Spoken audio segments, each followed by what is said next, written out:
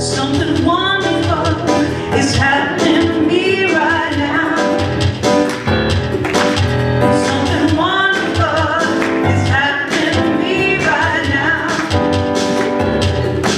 I accept things the way they are. I accept things the way they are not.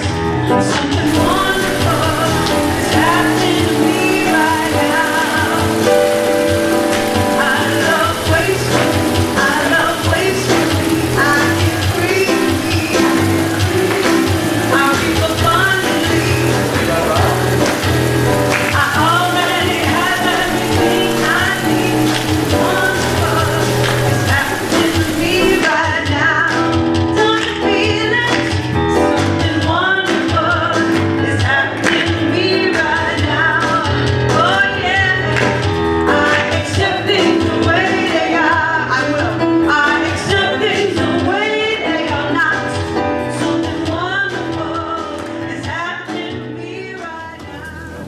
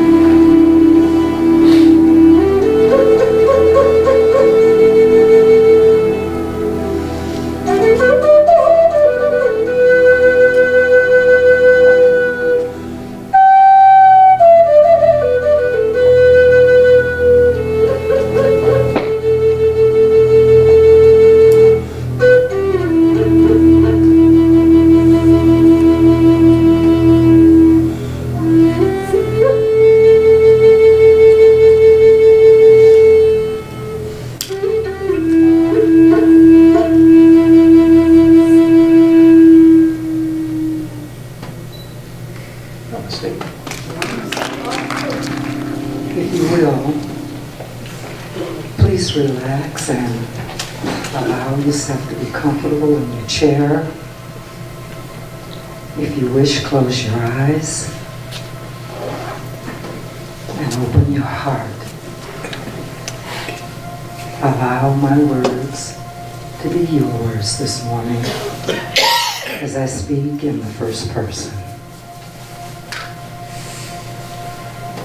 I am so very grateful this morning to know that there is only one God, one presence, one goodness, one light, one peace.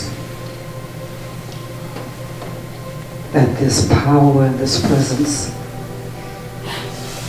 is present everywhere, in, through, and around everyone and everything.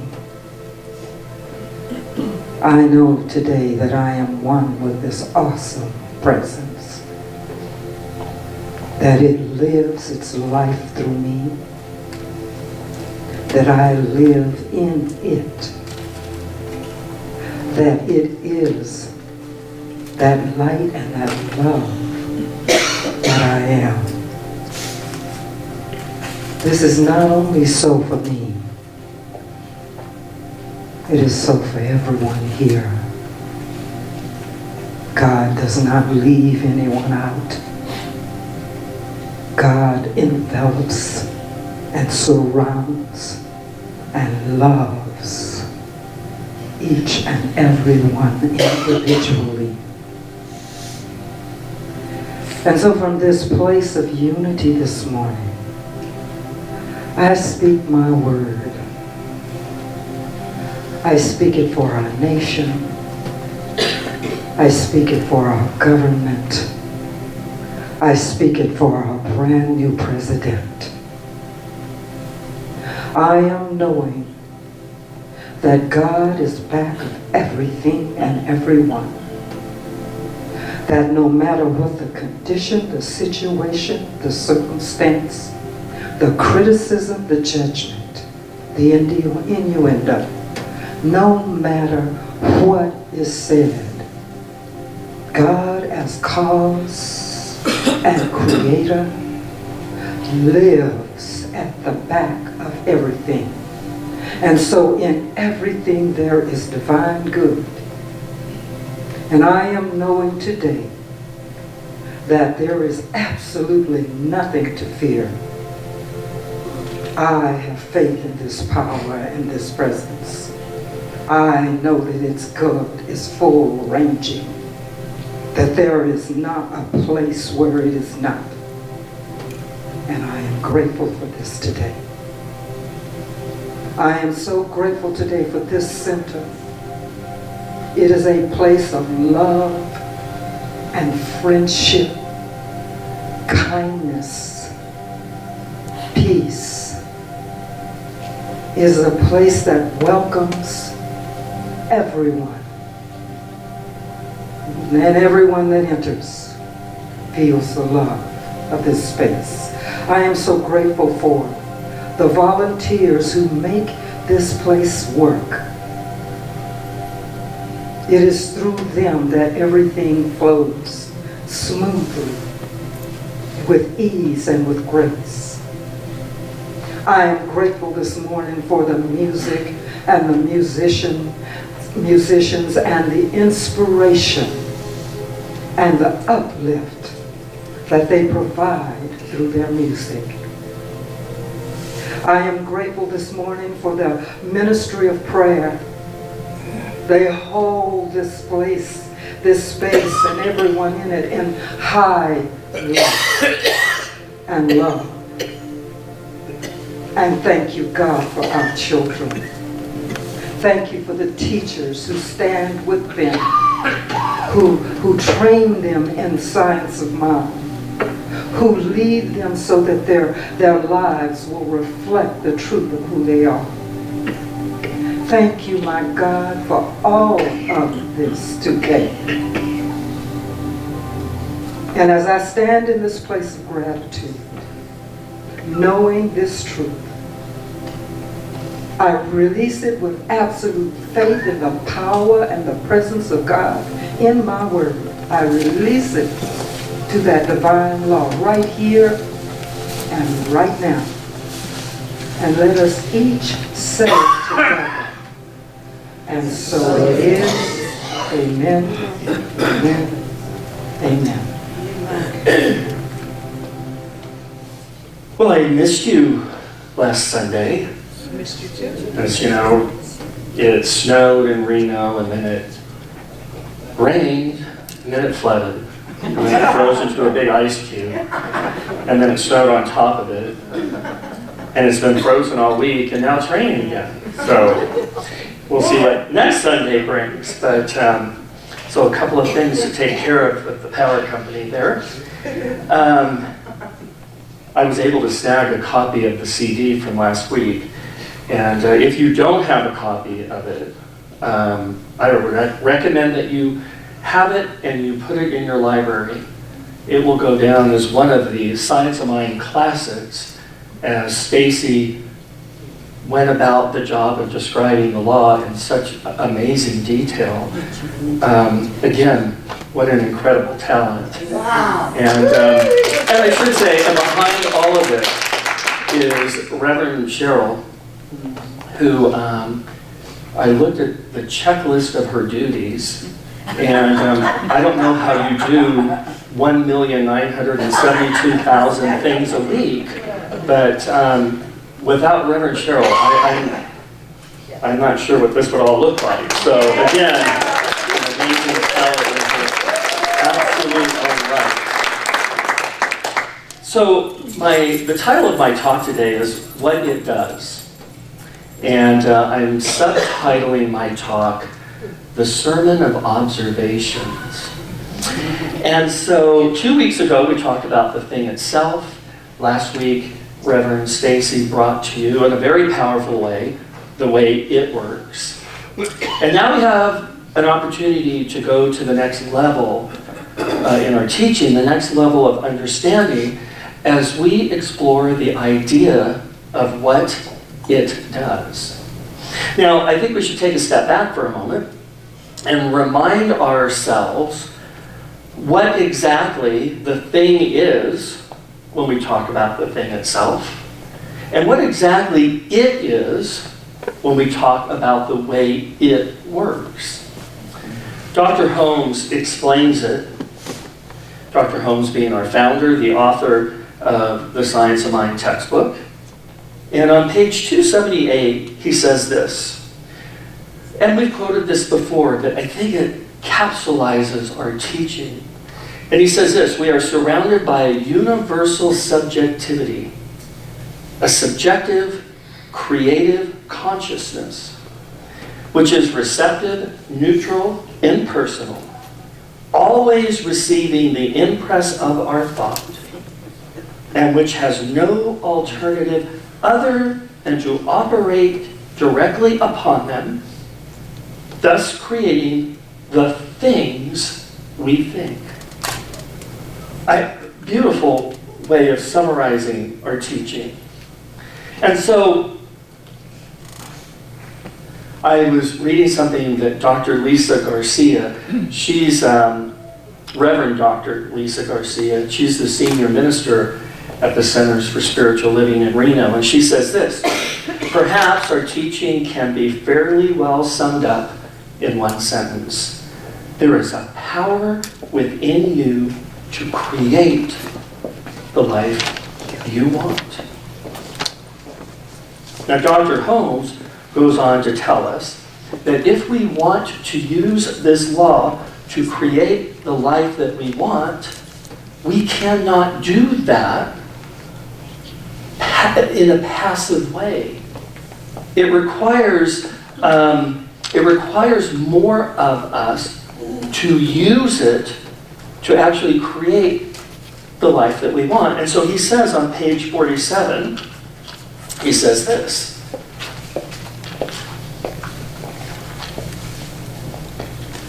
On page 47 in the Science of Mind textbook.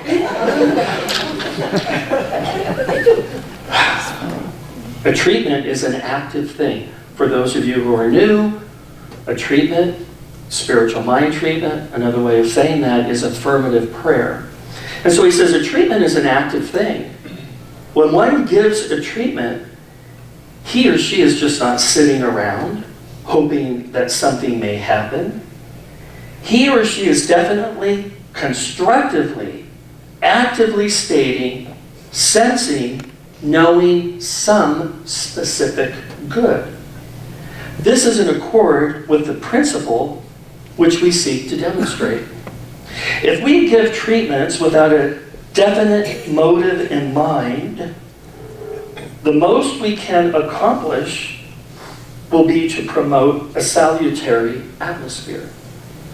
A passive meditation will never produce an active demonstration, any more than an artist can paint a picture by sitting down with his paints but never using them. And so, I guess the question becomes, well, Dr. Holmes, how do we move away from this passive part of treatment, how we may have been using the law in the past, and how can we become more assertive with the law? And Dr. Holmes replies, if we wish a certain good, we must instill into our own minds a realization of this specific good, and then, as this idea is the mold we place in mind, it will be filled by the substance necessary for the complete manifestation of this good in our lives. So Dr. Holmes begins to tell us, you can't just lay back, sort of be passive, just sort of let it happen. We need to become clear. We need to become specific about what we want. And so then the question becomes, well, Dr. Holmes, can we really, truly create the life that we want? And how big can it be? How full, how grand, how large can our lives really be? And Dr. Holmes, again, on page 50, says this: there is no limit to thought. When we think, something happens to thought. The field through which thought operates is infinite. There is no reason to doubt it. No matter how it is approached, to thought there can be no limit. So we will say that it is the nature of being to react in this way. Here and now, we are surrounded by and immersed in an infinite good. How much of this infinite good is ours? All of it. And how much of it may we have to use? As much of it as we can embody. So where is the limit in our lives? Is it in the law? No. The limit is right here. But I think it's important to remember that this law is an always working law. It is a 24/7, 365 day a year, always working law. No lunch breaks, no coffee breaks, no cigarette breaks, no days off, no weekends, no holidays. It's always working. And we have to remember that it really doesn't care. As Dr. Holmes tells us, it is impersonal. It doesn't really care if you consciously think the thoughts that it will use to create your life.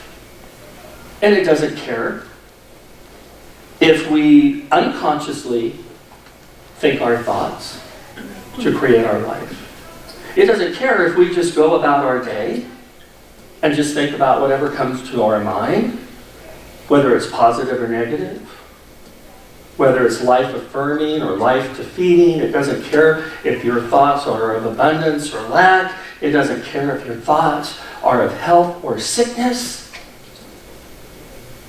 Its job is to take your thoughts,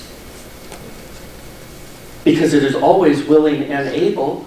Its job is to take either your conscious thoughts and create your life, or your unconscious thoughts and create your life. I read this wonderful story, and it's from Reverend Sandy Smith. She said, I did a treatment for a practitioner friend of mine who was having shoulder pains. Her grown children had been having problems, and she was constantly worried about them. During the treatment, I had an aha moment and released the weight of the world that was on her shoulders.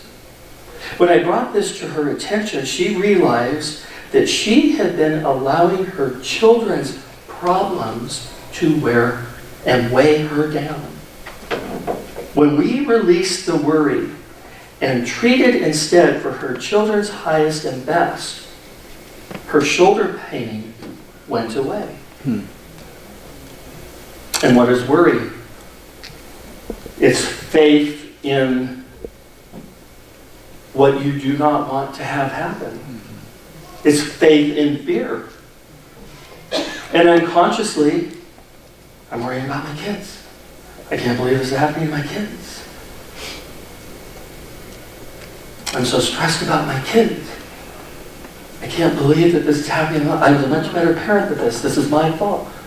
All of this unconscious thinking, weighing her conscious down, and manifesting in her body and weighing her down.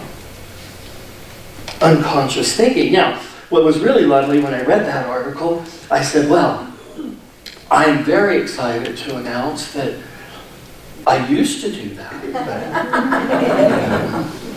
I am a minister now. I am the master of my thinking. I control my mental household. And I consciously, 24/7, all 50 to 60,000 thoughts that I think every day are directed for my highest and best good. Well, and to prove that this is true, I would like to tell you about the last several days. So, the Jerome family decided that it would have its first annual Jerome family reunion. And yes, unlike most of your families, we are completely functional. I believe that we are so functional that we may be right on the border. You know, you start with functional here, start with a minimal amount of functionality here, and that's totally dysfunctional. And as you go around the scale, we have become so functional that we have come back to the very point of dysfunction. Now, we have not been together in many, many, many years. And by the way, my mother is here and can testify to any of the statements that I make. There were several lives involved. Hundreds of years of life experience. Every life with a different story. And yes, we have a history as a family. And some of it is good, and some of it isn't so good. We have our challenges, we've had our divisions, we've had our arguments. Well, the French don't argue, they discuss. They discuss loudly. So here we are, all out of the same gene pool, but radically different. And so all the Jeromes traveled and they converged on San Diego, California. And it was in the evening. My sister, who lives there, brought her vehicle, but we needed to have another vehicle. So it was my job to rent the vehicle, a second car. So everyone waited at the airport. I went to the rental car center, which is, like, I don't know how they do this, but apparently it's like 10,000 miles away. And, right. And so I went to the counter, and I said, I have a reservation for a car, and he said, your name, and they, and he comes back and he goes, I don't have a reservation for you. And he goes, that's a little bit of a problem, because I don't think we have any more cars. But I go, well, I have a printout right here of my confirmation. And he looked at it and he goes, well, your reservation, now this is 6 o'clock at night. He said, your reservation was at 11 o'clock in the morning. So, about, 3 or 4, we thought maybe you weren't coming. So we canceled your reservation and gave your car away. But he said, let me see if there's anything I can do. And by the way, this car that I was getting was $80 for 3 days. Wow. Unlimited mileage. So, and as I'm waiting, there are many counters of other rental car companies, and every one of them is talking to other customers, and they're telling them they have no cars. So the guy comes back and he goes, well, you know what? I found a couple cars. He said, now, a couple of them, you're not going to get 4 people in there with luggage. So I'm not sure that's an option for you, but I found one that might work. It's a convertible, hot red Mustang. Oh, no, Camaro. And I went,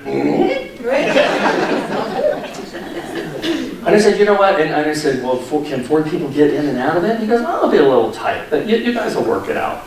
I go, you know what? I'll take it. It is what it is. I'll take it. So, then the price went from $80 to $300. But that's better than me trying to carry all of them to the hotel.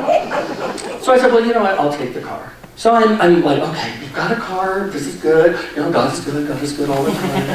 And so I drive 10, for $300, God is good. And then I drove the 10,000 miles back to the airport, and I got the drums. Now I pull up in this car. Well, what in the hell were you thinking? Who would rent a Camaro for a family reunion? How are we all going to fit in? What are we, a bunch of sardines? Or you're selfish, you just wanted a sports car, and now we're all going to suffer the whole time. Who in the hell rents a car like that for a family reunion?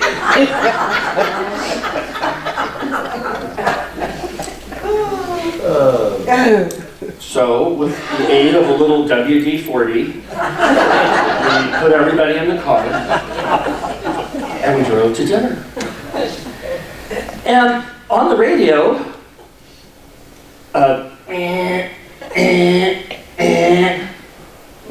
warning. Torrential rainfall, flash floods, high winds, flying debris, extremely hazardous driving, and this is expected magically for the next 3 days. The 3 days were there. Considered the largest storm in the last 10 years. And it really started to come down. So we drove to the restaurant, and all the drones piled out of the car, making sure to take that opportunity to complain about the vehicle. The classic line was, who in the hell would even think about renting a car like that? So, my brother, who I did not know, was having some issues with his leg and was quite immobile.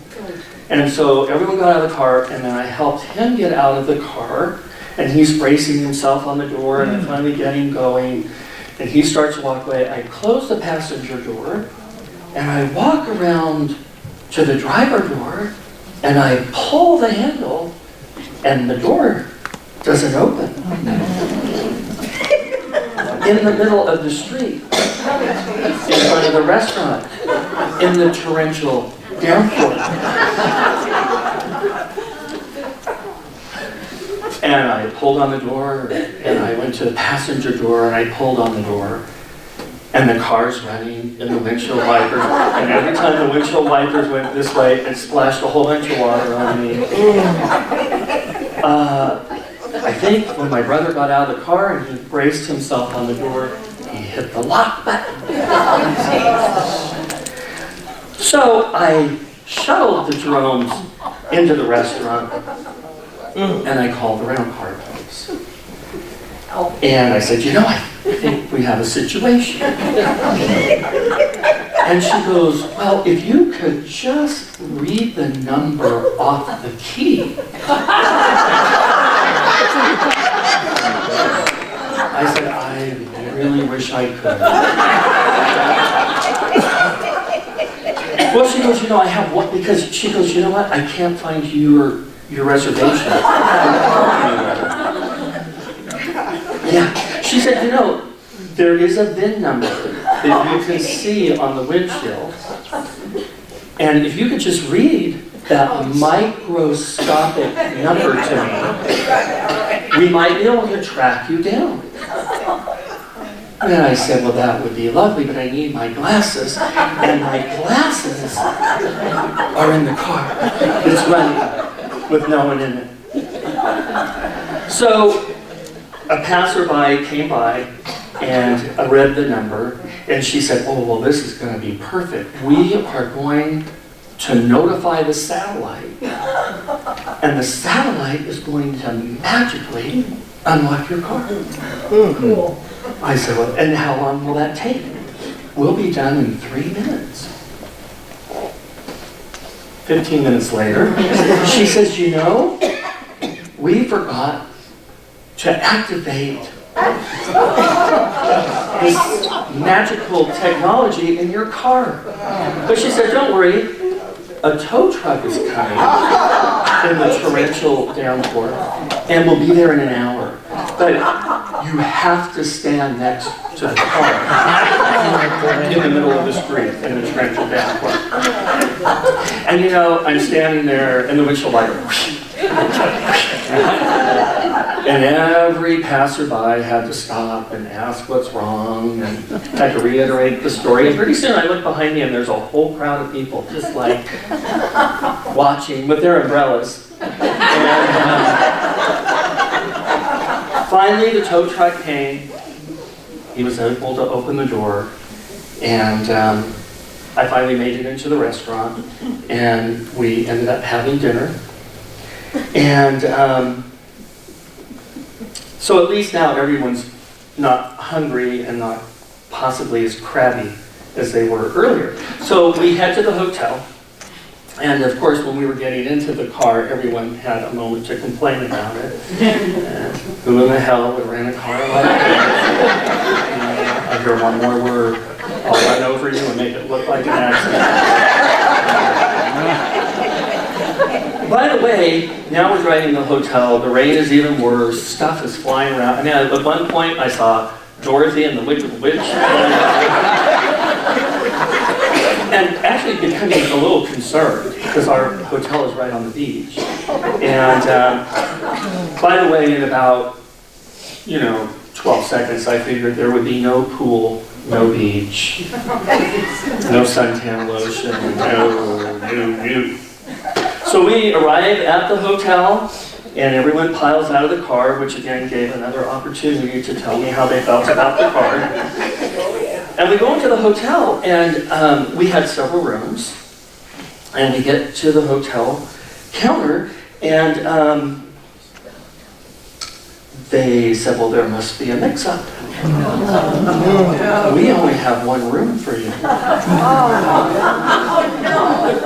I said, I don't care how much it costs. I'm not staying in the same room with these crazy people. I don't care if you have a closet. Completely booked. So all the Jerome So we stayed in one room for 3 days with the aid of beds and couches and roll-away beds. There was no escape. We managed to get to bed. We wake up the next day and we just kind of are in this inertia.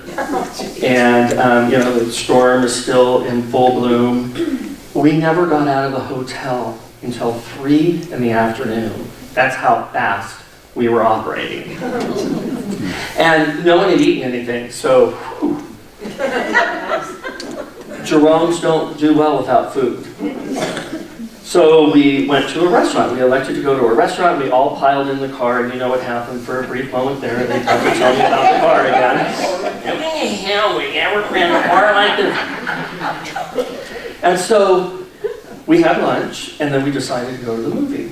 And we get to the movie, and because we're French, we had a discussion about what movie we're going to see. I thought they were going to call security, but somehow we reached consensus, and we were going to see a movie. And we all agreed. So, and it was a lovely theater. It was in part of San Diego that used to be a military base, and they've transformed it in this amazing mall. And they had the recliners, and you could order food, and it was lovely. So we all get situated. Everybody, how come you couldn't rent a car that had chairs like this? I don't know. So we all get in our chairs, and very comfortable. The movie begins, and the longer I sit there, I'm like, oh God, are we in the wrong movie theater? Are we in the wrong room? And it was so cheesy. It was like about monster trucks, and I'm just like, oh. But then all of a sudden, everyone started to complain. So this young man comes out and he says, wow, crazy, but we put the wrong movie in. So we just have to get because they don't send movie reels anymore. It's all digital and it's through technology. And so he said, we're just going to call headquarters and get the magical number for your movie, and we'll start your movie. And everyone's, well, about how long? He said, we should be ready in about 5 minutes.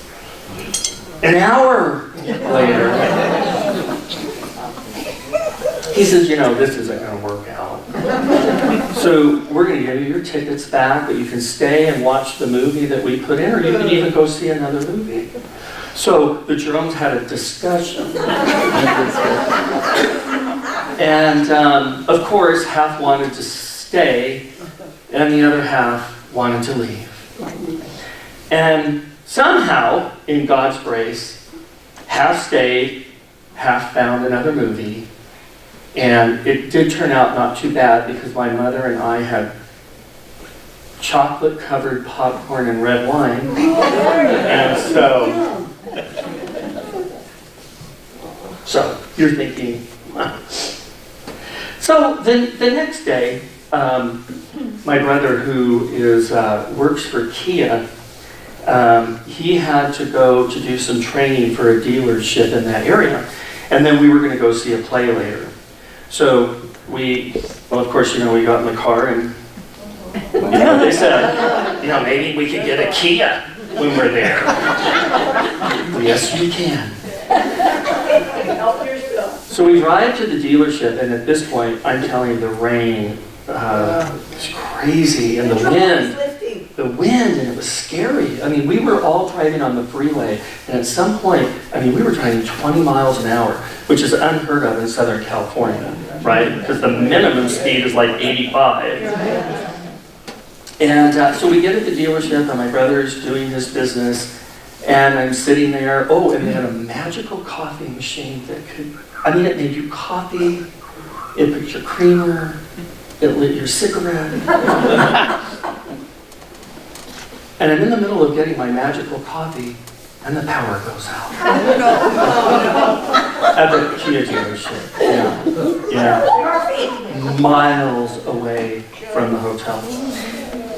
And then everybody's against the windows because The road outside is no longer a road, it is a river. And kind of a serious problem. And you could see the freeway in the background, and all of a sudden I noticed no cars were moving, and there were highway patrol cars everywhere. And one of the employees came up to me and said, hey, listen, we're starting to make plans. It doesn't look like we're going to be able to leave here tonight. And we're probably going to be spending the night here tonight. Yeah. So I'm just sitting in a Kia dealership in the dark, surrounded by sharks and water. And I said, God, really? I mean, God, really? Could you possibly make this trip any more miserable?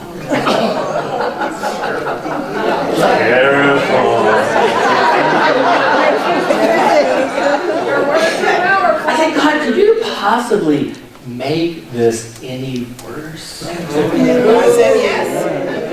And the God of my being replied,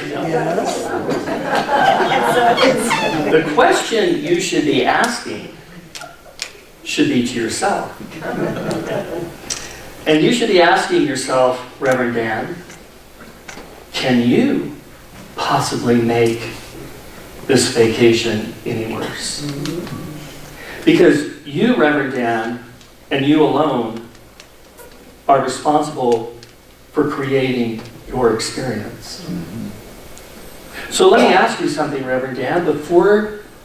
As you were preparing for this trip and as you were going to come on this trip, how much time did you spend in prayer about this? Did you set your intention before you arrived here? Did you take control of your mental household around all of the stuff that you knew was going to be a part of this? And God said, no, you didn't. Because, Reverend Dan, you are responsible for your thinking, which means you are responsible for the energy that you brought to this place. You are responsible for the energy that you bring to all the places you are. So how did you come to San Diego, Reverend Dan? What's the energy and the thinking you brought to this place? And as I examined that, I realized, albeit unconsciously, internally and in my thinking and in my spirit, the energy and the thinking I brought sort of looked like this. So first of all, and this is Reverend Stacy and Cheryl's favorite part. They'll comment later about how much they love this. You can blame Lauren. She bought this for me about 7 years ago. You remember? I take note. I have the written note for proof. So the first thing I did was I put on my Superman cape internally in my thinking, because I'm going to tell you what, I was going to be the power that pushed against the kryptonite and the negative people around me. And by the way, I was going to be the hero of this reunion, which underlining there says, I'm better than anyone that's coming here. I'm super compared to everyone here, and I will make it all right. There's an energy there. And then, internally, I put my 3M hard hat because I knew that this family is French. And there would be stuff flinging around the room. And then, I brought a sword. Because I was going to be ready for anybody that wanted to bring it on. And then finally, internally, I brought a fire extinguisher. Because I knew there would be a lot of fires in this group. And so, this is what I looked. And not only this, but I was like this. And I was ready for battle. Now, I didn't know what to expect. So I expected the worst. And I prepared for the worst. Jesus, the great master teacher, tells us, it is done unto you as you believe.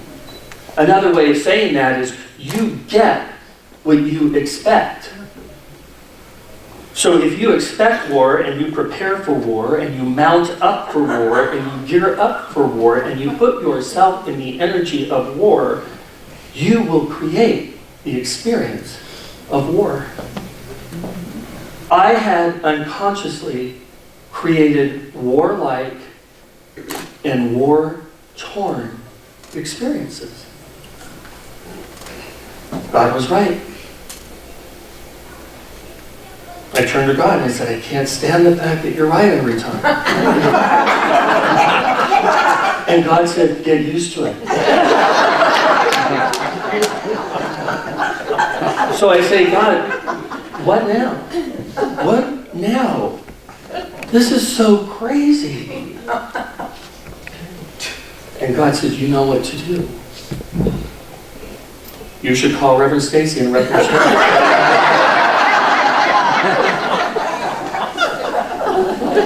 I did what we learned. I did treatment. And so what I knew at that very moment, as I sat in that dealership, I knew that it was all God and it was all good. And I knew that I and every person involved in that situation was God expressing His goodness. And so I declared at that very moment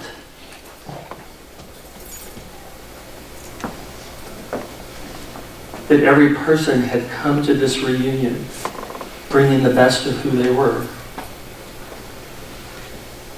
And I declared that this reunion was a union of people who had chosen to come to this life, earth experience to share it together.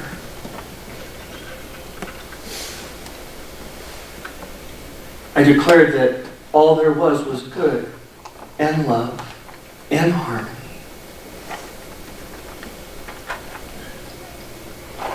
I declared that this would only be the first of many life-enriching reunions.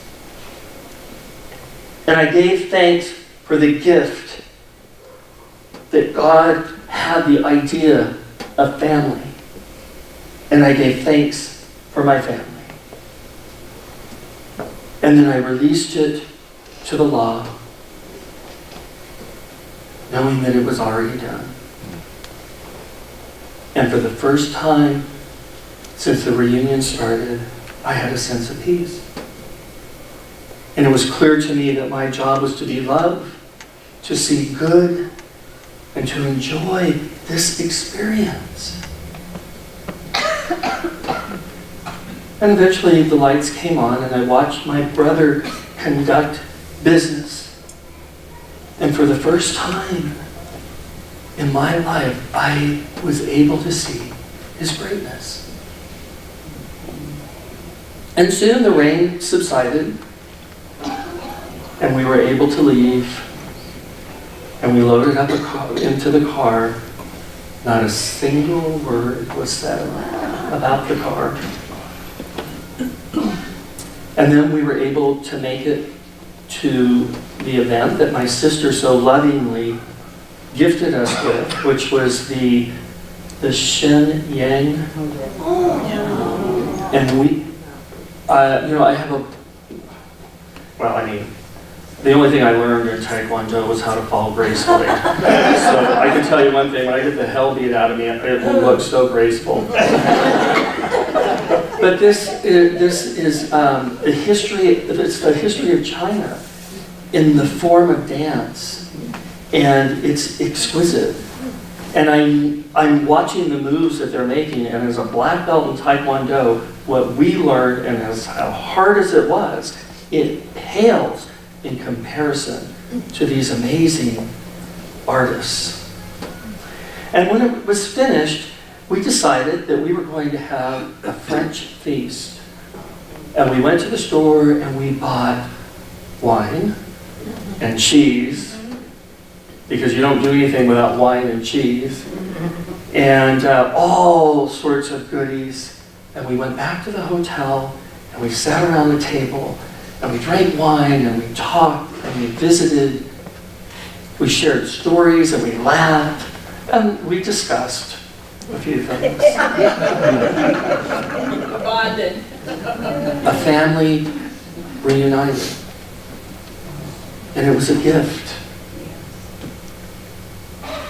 And so my observations about this weekend for your upcoming family reunion, no matter how old you are, no matter how rich or famous you are, no matter how important you think you are, your mom is always going to tell you what to do. It's taken me 55 years to figure out she's right. Never talk about politics, especially on Inauguration Day. You can be right or you can be happy. I think being happy is usually the right choice. Every human being has a story. It is the story of their life. And it is their story. And it speaks of who they are and how they relate to the universe and their challenges and how they have fallen and how they have gotten up. It's not your job to be the editor of their story. Let them tell their story. Everyone is the divine in expression, including your siblings, including those people that crawled out of the same gene pool or the same gene swamp. They are the divine in expression. And when you feel the difference between you, remember, you are more the same than you are different. That's probably what rubs you so wrong. Be conscious of your thinking.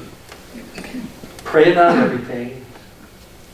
And remember, you are responsible for the thoughts that you think, which means you are responsible for the energy that you bring to every place.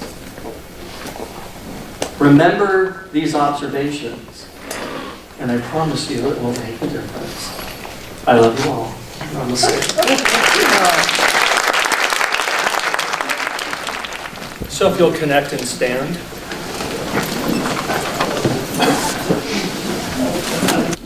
So just let us remember that it is all God and it is all good. Let us remember that each and every person here is that good an expression.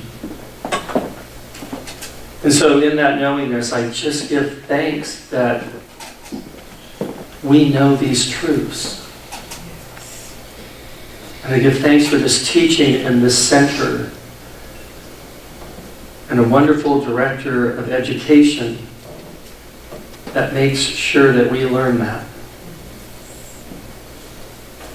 I give thanks for each and every person that weathered the weather. I give thanks for each person that unknowingly gave me a bit more of their life to listen to my story. And I give thanks that each person here remembers that they are responsible for the thoughts that they think, which means they are responsible for the energy wherever they go. And I just know that at this very moment, each person chooses good thoughts, positive thoughts, and loving thoughts. I give thanks that each person, as they travel into the world, arrives to their destination safely. And I just know that everyone has an amazing week. And so for all this good, I simply say, thank you, God. And together we all say, and so it is.